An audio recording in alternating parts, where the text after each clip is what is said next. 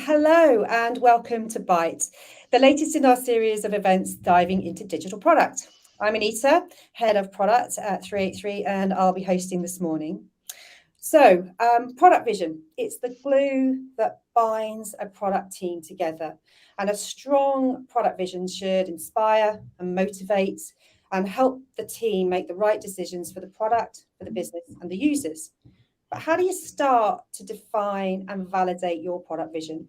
How do you make sure it continually serves its purpose, growing with the team and the product? And how do you communicate it to the wider business so everyone is aligned? Well, today I'm absolutely thrilled to be joined by two product leaders to chat about the power of product vision and how they go about approaching that in their organizations. So please give a really warm welcome to our panelists. So first up, we have Omar, who is a senior product manager at Booking.com. He's got over a decade of notable experience building great tech products around the world, and he's currently working on some geolocation intelligence, whilst also lending his talents to others as a product management mentor. Good morning, Omar. Thanks for joining us today. Good morning, Anita. Thank you so much for inviting me. I'm really excited to be included in this discussion. And this is one of the topics that I'm really always excited about. So thank you. Absolutely. I know we had a bit of a chat and I know you're very passionate about it, which is fantastic. And we also have Holly, who is the Chief Product Officer at Purple, which is an indoor location services platform. And she's worked across a diverse set of industries, building product strategies, teams and processes to deliver commercial and customer value, and is also a co-organizer, let me say that again, put my teeth back in, of Product Tank Manchester. So good morning, Holly, and how are you doing today? Oh, thanks very much. Yeah, it's really good to be here today, and thanks for having me.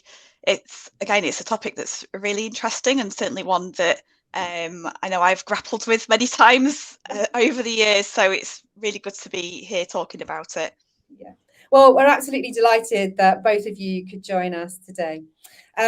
We also love the audience to get involved in the discussion this morning. And at the bottom of your screen, I've already seen emojis like popping up. So I think people have found that button, but just in case you haven't, there is a react button at the bottom of the screen where you can share how you're feeling and your emoji responses. But also there is a question tab to the right. So if there's anything you want to ask our guests, please drop your questions into that chat or upvote any ones that you can see in there that you're really liking the look of.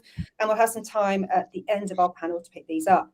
And then finally, at the bottom of the screen, you can also open this session up as a picture-in-picture pop-up. I had to get my teeth around that this morning. So you can actually take us whilst you work.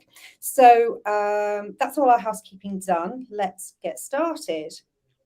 So product vision, it seems like such a simple term, but, I know speaking to our clients, and we know from experience speaking to clients, that it can mean very different things to different people, different teams and different organizations. So, let's dig into what do we mean when we say those words, product vision. Holly, I'm going to come first to you, if I may. What would you say is that like function and purpose of a product vision? Yeah, so I'd say product vision really is there to provide clarity on the direction that the product is going in. So it's there to be aspirational. So it's not about what you're doing right now and what the product is right now. It's where you want to get to. And it's really there to help everybody in the teams who are working towards building that product, everybody in the organization, perhaps in sales or marketing, who are responsible for selling that product, and even people outside that organization as well understand what that product is there to do and where it's going to get to. And I guess, on a practical level, it's there to help understand or help you understand what prioritization decisions you should be making. So whether that's on the macro level, so what features should we build next, or ideally what outcomes should we be working towards next, or whether that's on a micro level. So, what are all those small decisions that teams make every day and can't, it's impractical to escalate every single decision up to the CEO. By having that product vision, it's giving you the teams the steer and direction in terms of what they should be deciding when they're making those decisions. Yeah, absolutely. I can see exactly what you're talking about in terms of that sense of direction and where you need to head to. But Omar, does that sort of definition work for you? And also sometimes we get that sort of product vision and product strategy sort of crossover. How does that relate? How does vision and strategy relate in that space? Yeah, definitely it relates. Holly put it beautifully. That there is, another way to that I like to say is that vision always inspires a strategy, and then a strategy dictates a roadmap. So it gives you this, yes, sense of direction, sense of alignment, of heading towards a specific goal, and that, as I said, inspires the different strategies that you cascade after each other to reach this goal. So a vision might be something, it's the dream, right? It's the ultimate state that we want to reach. Maybe we don't know how to reach it exactly right now, but it's well defined that this is where we're headed. And then this inspires a couple of strategies that are cascading and going after each other, and within these strategies you start defining actual steps and actual actionable tasks in the form of roadmaps to achieve the strategies, and that would lead to the vision. So that's the connection between those three terms, actually, vision, strategy, and a roadmap, from my experience. Yeah. So the vision is kind of like this bit of a why, I guess, and then you're saying that's how, and then the roadmap is the what, kind of leading all of those things up. If I kind of see it in terms of how you're describing it, that makes sense. But when we think about vision, everybody talks about a vision. What's the difference, Holly? I'm going to ask you a little bit about this. If we talked about the product vision, how does that then work with, let's say, the wider organizational vision that the company might have overall? And how do you distinguish between the two of those? Yes, I think it's a really interesting question. And actually, I think it really varies depending on the size and the stage of the organization. So if you've got an early stage startup and that startup is based around a product, then actually there might not be a huge amount of difference at that point between the product strategy and the business strategy. Then if you take a really large enterprise organization, particularly if it's where the products might take more of a supporting role to the business, then there can be really big difference between the two. So I think it's very contextual, this one. So I guess, for example, at Purple, where I'm working at the moment, we're kind of at the scale up stage now, but when we're at the startup stage, early on in our journey, the product strategy and the business strategy probably weren't too far apart, because in both of them we're looking at, what's the product market fit event ultimately. So where are the biggest market opportunities? What are those kind of target needs that we're trying to fulfill? Whereas when I was at Co-op previously, so one of the businesses that I worked as part of with Co-op was the funeral care, and the product that I worked on was the website. So the purpose of the website was really, it was one of several front doors for the business. So many people would go to the website just to find the phone number for the branch, and then that would be their route in. It provided relevant information to somebody. So, for example, what to do when somebody dies. And in turn, that was about increasing positive experience with the brand and kind of, keeping that brand awareness there. And it also kind of enabled people to perhaps start an arrangement if they wanted to do that online, but then that was handed off to an in-person process. So in that scenario, the product is only a small part of that business strategy. And so the product strategy might be around, some of the outcomes that we're thinking about there is around kind of increasing positive experience, making sure we've got that brand presence, making sure there's that brand awareness, and enabling people to start part of their journey with us. But when you compare that to the business strategy, they'd be looking at what are the different services that we should be offering to people. So it's not just product, it's services as well. Operationally, how are we going to efficiently deliver? So it's looking at how do we, keep our operational efficiency right? How do we manage all our costs across all the different branches and vehicles and assets that we have? How do we increase our overall brand awareness of our company? So in that scenario, the business strategy is much, much wider than the product strategy. And the product strategy is really there to, how is the product going to help us achieve our business strategy? so it becomes a smaller proportion of that. Yes, Yeah. I think it's very contextual. Yeah, and I've seen that in organisations that I've worked in before and worked with before, and I think in the larger ones, you're right, it is a smaller component, but it, you know, it's always, I've always had in my mind that it's got a link to that bigger overarching strategy, and you kind of try and make sure that you can see the two kind of lining up together. So absolutely get that. So we've established the purpose of a product vision, and where it fits in the bigger picture of company versus or organizational versus the individual product itself. But what does it take to make a really good product vision? So Omar, in your experience, when you're sitting there thinking about writing a product vision and doing what you need to do to galvanize people around that, what are the common elements or characteristics do you think that make a really strong product vision? So, there are a couple of things that you should consider. That doesn't mean that the vision statement itself should be very short or very long. It's not related to that, but it's about the message that you can communicate to the receiver. So definitely your message has to be very clear and concise about what exactly are you trying to say. It has to be somehow inspirational, because as I said, that's the dream that you're hoping to achieve. I don't think that it should be like conservative or predictable or something like that. It has to be a little bit challenging and inspiring, actually, because that is what's going to inspire your team and inspire your whole company and your whole business into what we can actually achieve.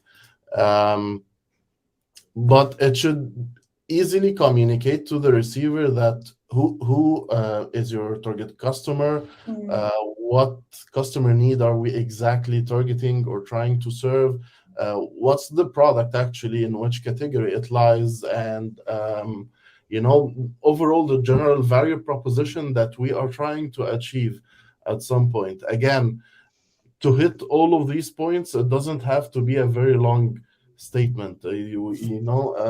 Yes, I know I'm saying like 4 or 5 different points that maybe should be covered and communicated, but it doesn't have to be too long. And there are 2 examples that I really like to give for this. So the vision statement for Google, for example, is to provide access to the world's information with one click. And to think that this was the vision when they started in late 90s, where this was like a really inspiring and a challenging goal. Nobody really understood how to achieve something like that, but it's a very clear statement of what kind of business are we trying to do, what kind of product that we're trying to do, and we're trying to serve that to everyone, and we're trying to serve this just information. So it was very clear and concise. It was very, very ambitious. And there's another one. Actually, it's not officially the vision statement, but it's what they have on their platform for SpaceX. We all know. Can you? I'm still get really excited every time I try to think about how Elon Musk is trying to raise investments for SpaceX. Even a couple of years back, because right now, yes, there are a couple of experiments that they did that were successful, but a couple of years ago, how to do that? And it's just the vision statement is making humanity multi-planetary, and that's it. But it also communicates to you all of these different points of what we're trying to do, who are we serving, what's the purpose, what are we trying to achieve. So that's what I meant by also it has to be very ambitious and inspiring, because that will fuel everything, and that would, as I told you, inspire the strategy. Strategy will dictate what exactly are the tactical steps that we need to do on a roadmap, and the actual tasks and everything definitely will help with the prioritization. But the vision statement job or main purpose is to inspire. And that's why I think these factors have to be considered in it. Perfect. Thank you very much. And I guess they're all good, positive things to include in there. So you're thinking about the customer, you're thinking why it's important to them, you're thinking about what is the purpose, what is the reason for this product for living, why does it need to exist, what's life going to be like when we get there, how is it going to be different, how's it going to be better. But Holly, on the flip side of that, what are the common gotchas that you want to avoid, those pitfalls that you need to come to, maybe that teams will find when they're trying to define that product vision? Yeah, so I guess the first thing is obviously tying back into something that Mars just said around making sure that it references that customer value. I think it's very, very easy for companies to think about the value that they want to deliver to themselves. So, we're going to be the biggest provider of great software in the world. It's very easy to come up with these big sweeping statements. We're going to be the best at what we do.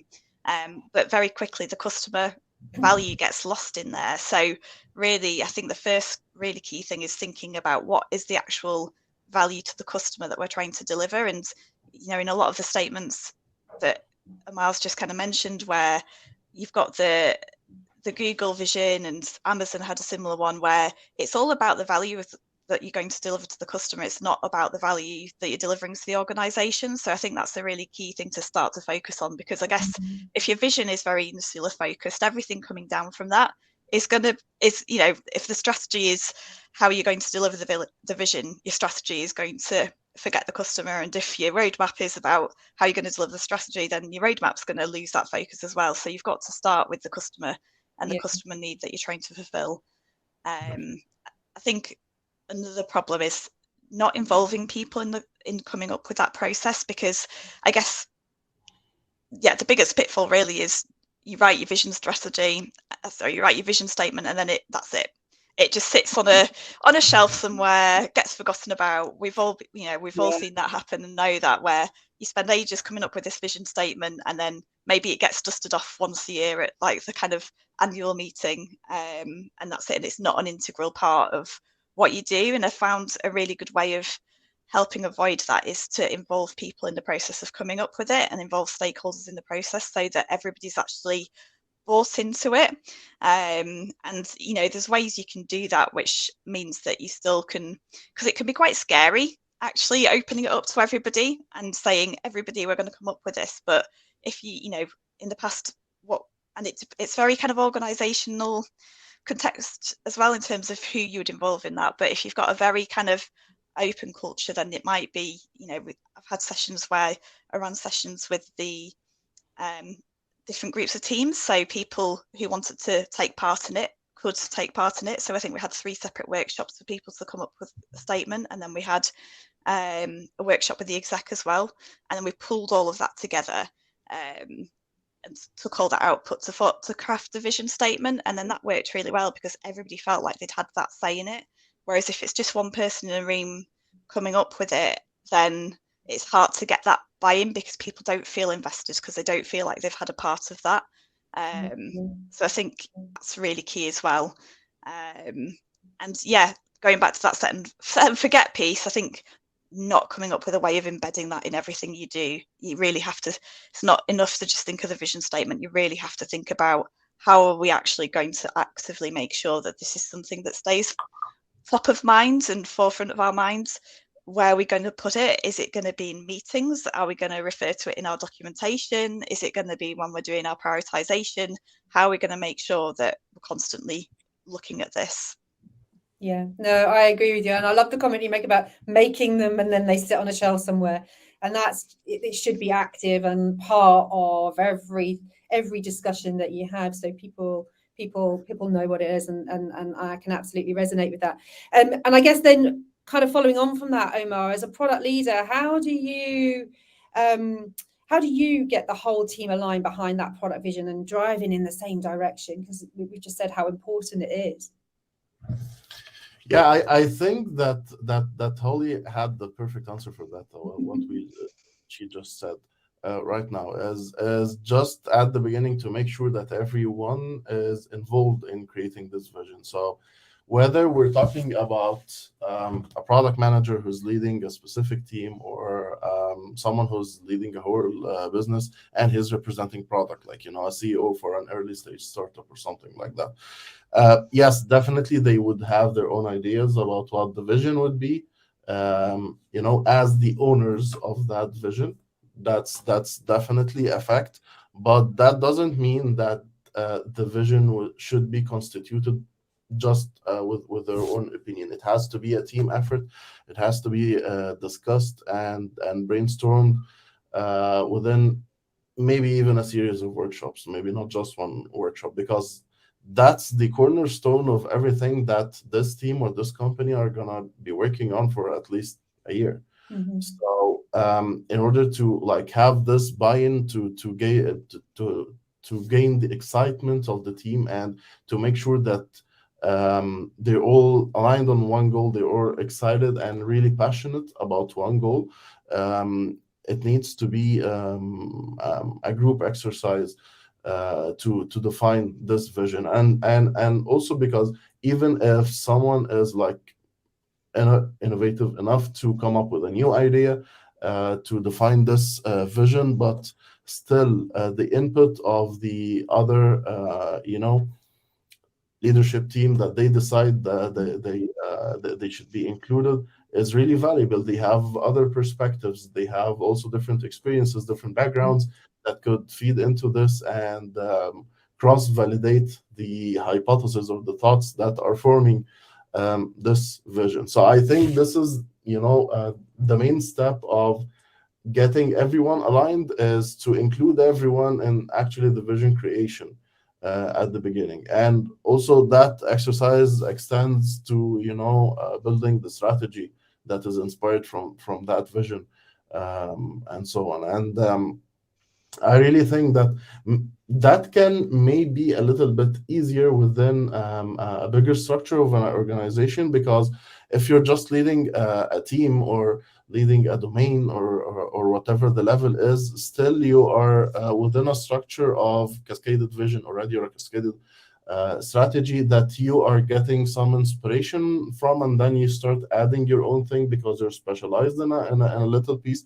But I think it's a little bit tricky in the early stage startups, and it's something that the founders or co-founders of some companies and startups need to be really aware of that, and to like fight their own biases towards, you know, believing on just, you know, their opinions or what they think about, because they are the ones that originally thought about this idea, and they need to focus more on refining and, you know, the visions that they have, with the support that the teams that they started building and forming for both things, to get everyone aligned and to, as Holly said, to get the buy-in and to get the excitement and passion of the team to make sure that they are also building something that they totally believe in and they're totally passionate about.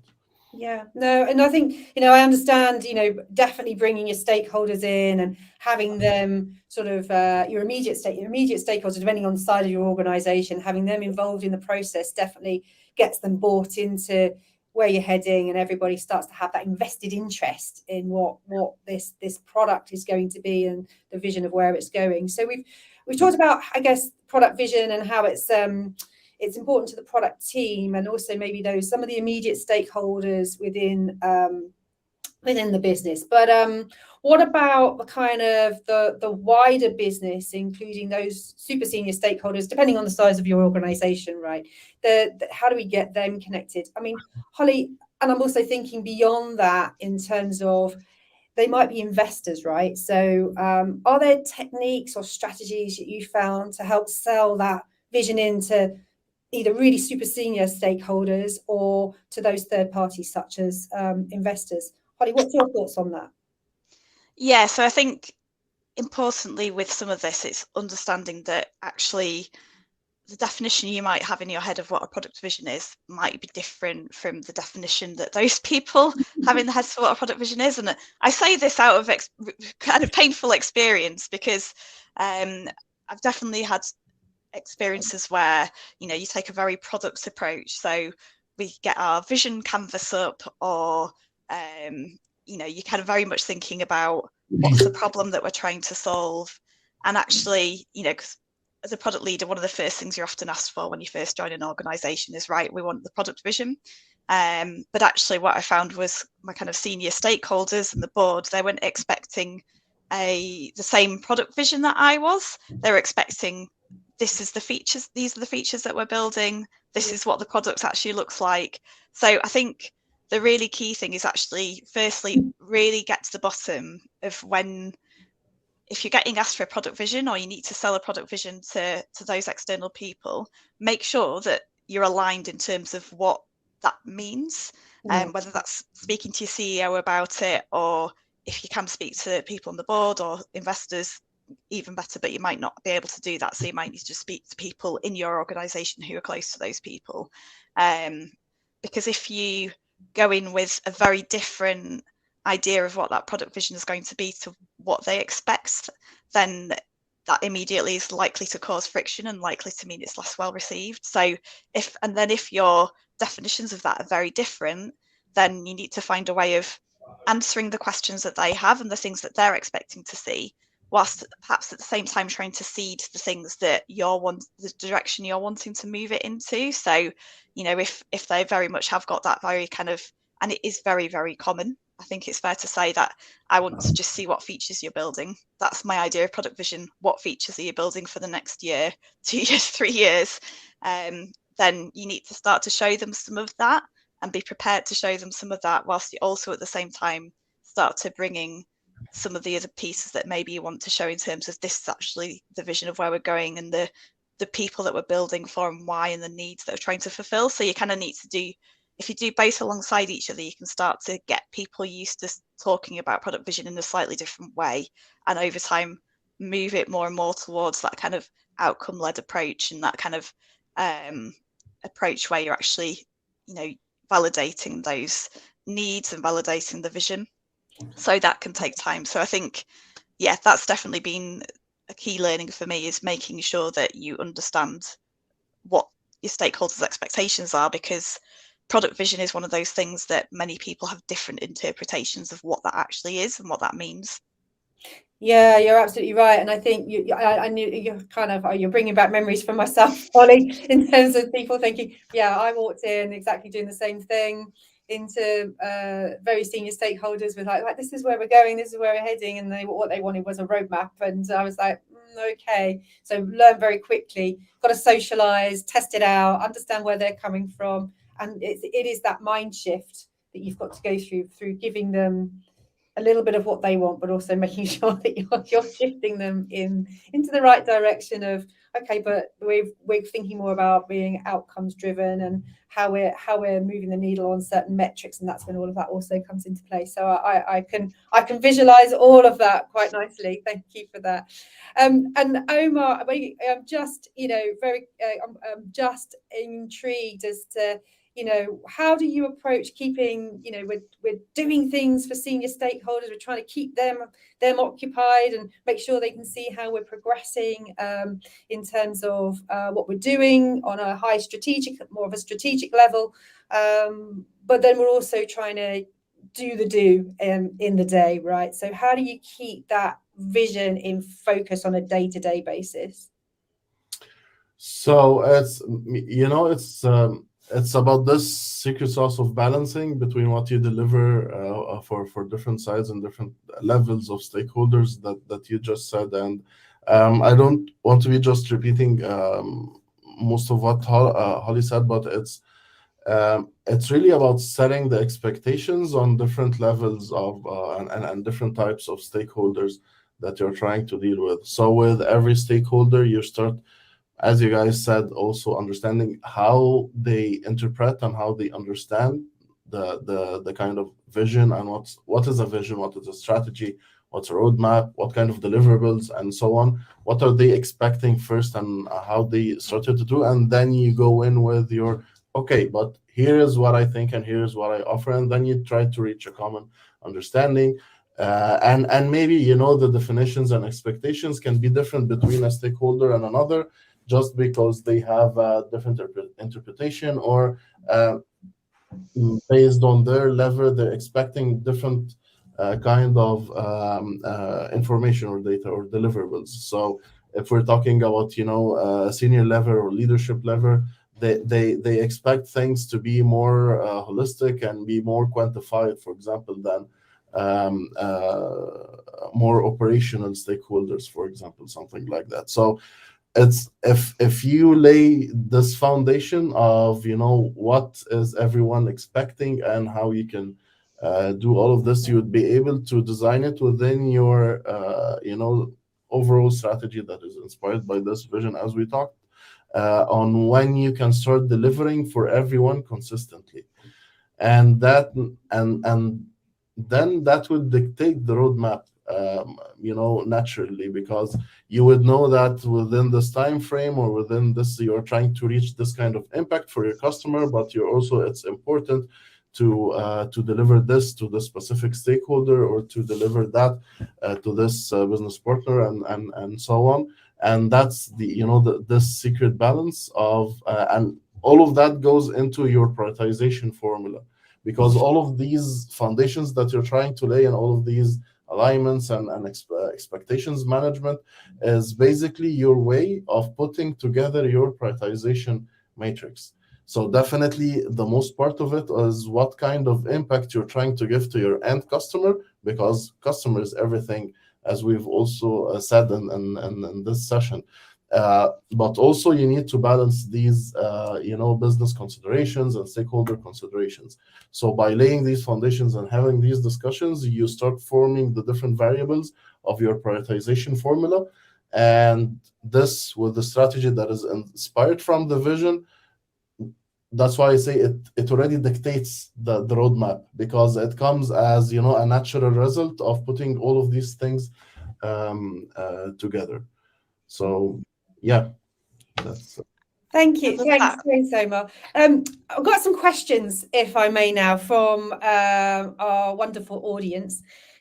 So one of the things I think, and this was quite an intriguing question, and there's a number of votes for it. So we talk about a vision, right? How would you communicate that, though? Would you communicate that in words, illustrations? What's the best way of kind of bringing that to life? Holly, I'm going to ask you, what's your experience? I mean, if you're going for the kind of classic definition, usually you do have that vision statement. So it is usually kind of ideally a fairly short passage, and not, because if it's a really long paragraph, it's hard to embed it in people's thinking and keep people's attention. So ideally it's kind of a short, snappy statement. But at the same time, it depends on your stakeholders. So if you've got stakeholders who are expecting that kind of feature-led approach, then actually it usually works very well to show images, whether that's kind of mock-ups of what things might look for. That can be quite helpful as well, whilst you're kind of striking that balance between being more outcome-led and being feature-led. So I'd say, yeah, it very much depends on where you are as an organisation and who your stakeholders are and what they're wanting to see. But generally, I'd always kind of advocate for, if you're working with senior stakeholders, they tend to be visual, and they tend to respond very well to visual, and tend not to want to see really long documents with lots of text. They're very busy people, don't have time for that. So I'd always bias towards backing things up with images, particularly if you're dealing with a senior audience. Yeah, and I've done exactly the same before now, in terms of just trying to give them that visual representation of what this thing could look like. It may not look like that, but it gives them that sense of, oh, okay, I can now physically see what you might be striving towards. Sometimes that's really difficult to do, but yeah, I am absolutely with you in terms of making sure that we have a really good, robust statement that kind of covers the why and who the customers are and how their lives are going to be better once they've started using our product. And then sometimes I've followed that up with an image as well. When I think about, we've got lots of we just talked about a whole raft of stakeholders, but who actually? One of the questions we've got here: who actually owns that product vision? Who is accountable, or if you want to use that racy terminology, for actually making sure there is one and that it exists? Omar, what's your view on that?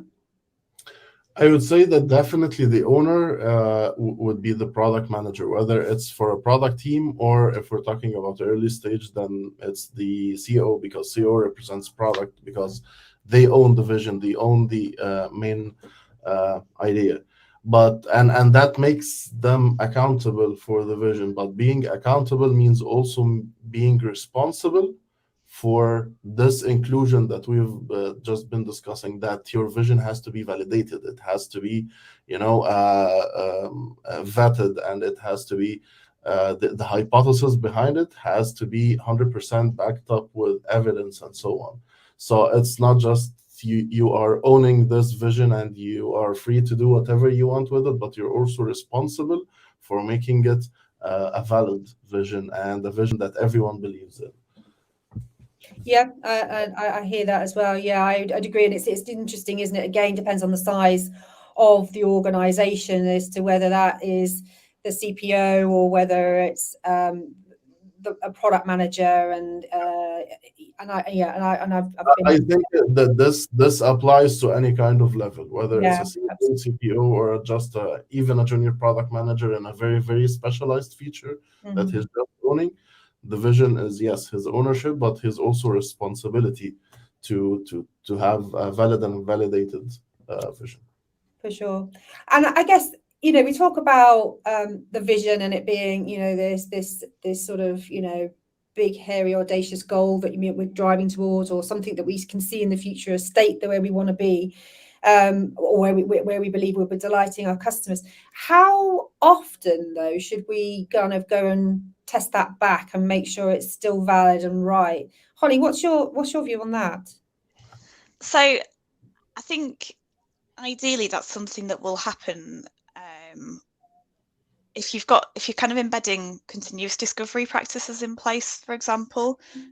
So if you're constantly regularly meeting with your customers, regularly reviewing markets, regularly thinking about what is it that we should build, it's that kind of two-way process. So, setting a vision, we often think about, you set your vision and then that feeds into the strategy and then that falls down into your roadmap and then that goes into the kind of really micro decisions about what that feature actually looks like. But actually it needs to be a two-way path. So also, as you're doing that discovery work, that should be feeding back up into your strategy and then feeding back up into your vision potentially. So I think ideally a vision statement is something that's not going to change. The actual vision statement itself is ideally something that's not going to change all the time. It's something that should be kind of forward thinking enough that it's going to be relevant for a decent period of time, but you should definitely be taking the things that you're learning in discovery and taking the things that you're learning from releasing products as well, and what happens when you've released that product, and validating that your assumptions that you've made around the vision and the assumptions you made around your strategy are actually correct, and if not, adjusting accordingly. Yeah, no, and I agree with you. It should be something systematically that you're constant, like constant discovery. You're constantly just checking it in, making sure we're heading in the right direction. And do we need to expand that, pivot that, and so, and as you quite rightly say, when it comes to another question we've got here, which is when it comes to making your product vision a reality, and particularly investment is needed in a business. And I guess you could also be going and asking the board for investment in an idea or that product vision that you've got. How do you best position the product needs over competing departments? So it sounds like somebody's here might be jostling for funds between other departments such as marketing and sales when it comes to that investment. Is there a way of making your case, I guess, for what you've got in terms of that product vision a reality? Again, Holly, maybe I'll come to you on that one, knowing that you've been involved in investments before. So it sounds like if you've kind of come up with a new product or an idea for a feature and you need investment, I think the key thing to do is to understand what do those stakeholders or what are the people that you're proposing that idea to value.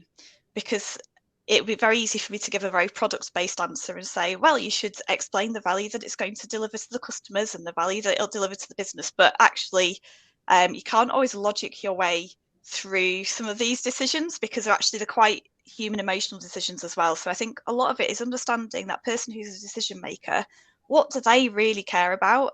How can you sell it in a way that they're going to actually listen and care about? Because if you just sell it in a way that's important to you, it might not be the same as what's important to them. So I think, and also think about who else influences them. So if they're a stakeholder who is kind of a bit more distant from you and is harder to get access to, who do you know that does have their ear, and who do you know who's close to them? So can you speak to those people, understand a bit more about that stakeholder and what they value from them, and also see if they can help you influence as well, get them bought into the vision and help them influence as well. So yeah, it's I guess your kind of stock answer is very much to think about what's the value that it's going to deliver, you know, in what's the projected revenue, what's the projected impact to stickiness, or, you know, whatever that metric is that is important to that in that scenario. But I think on a more human level, it is about thinking about what is really important to that person, and selling it to them in those terms. Yeah, I agree with you. A lot of it is also about, you know, you quite rightly say, it's about understanding people and their perspective and their thought pattern, you know, so that you understand how they might, where their head's at. And if you can unpack that, then it will help you articulate what that vision is, or help them actually maybe contribute to that vision, because that might enrich the whole process. Thank you so much for that. Unfortunately, that brings us to the end of our panel for today. I think we could have gone talking on about visions and how we make that work, and how you bring people in and along on that journey for much longer than we have time for today. But all that's left for me really now to say is a huge thank you to Omar and Holly for taking time out of your days to come and chat with me this morning, and to you, our audience, for joining us as well and submitting your awesome questions. I hope you've enjoyed watching this session as much as I have in taking part and talking with Holly and with Omar. Please look out for the replay in your inbox later today, so you can play it back and have a little bit more of a mull over some of the things that we've discussed, and think about how maybe you can adopt them into your practices. Our next Byte event will be coming up in May, so please follow 383 Project on LinkedIn to hear more about that. Finally, you can also listen to some of our past Byte events and learn more about our digital product thinking on the 383 blog at 383project.com. Please enjoy the rest of your day, and we look forward to seeing you at the next Byte. Thank you. Thanks, everybody. Thank you. Thanks, guys. Thanks, Holly. Thanks, Omar.